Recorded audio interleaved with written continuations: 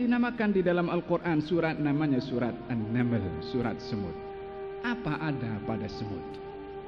Yang kita nampak bentuknya kecil, yang terkadang kalau menggigit kita kesakitan. Apa ada pada semut sehingga diceritakan oleh Allah Subhanahu wa ta'ala di dalam Al-Quran? Tidak cukup diceritakan, Allah ajarkan bahasa semut kepada Nabi Sulaiman supaya Nabi Sulaiman paham bahasa semut. Untuk apa Nabi Sulaiman diajarkan bahasa semut? Supaya Nabi Sulaiman menyampaikan kepada kita, kepada umat Nabi Sulaiman, yang diceritakan oleh Allah di dalam Al-Quran, semut ini ada misi kepada semut-semut yang lain.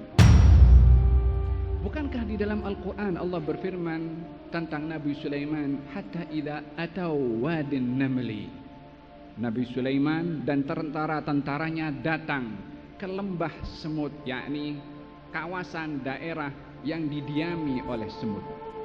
Kemudian katanya qalat namlatun, semut betina berbicara, ya ayyuhan namlu dkhulu masakinakum la yahtimannakum Sulaiman wa junuduhu wa hum la yash'urun fatabassama dhahikan min qawliha. Wahai sekalian semut, masuklah kamu ke rumah kamu masing-masing. Jangan sampai kamu dipijak oleh Sulaiman dan tentara-tentaranya sementara mereka tidak sadar. Maka Nabi Sulaiman tersenyum. Kenapa Nabi Sulaiman tersenyum?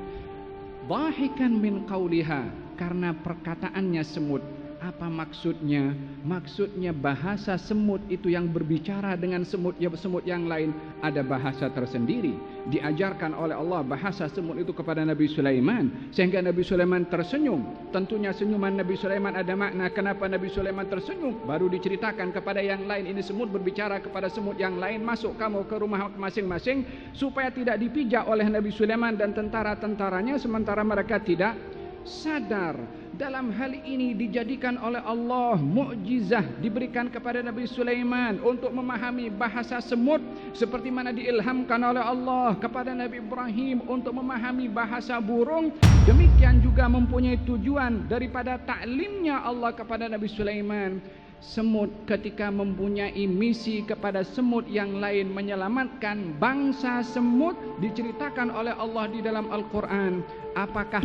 Bukankah sepatutnya manusia yang lebih utama untuk menyelamatkan manusia yang lain daripada kesesatan, daripada kegelapan, daripada kekeliruan, daripada kesalahan?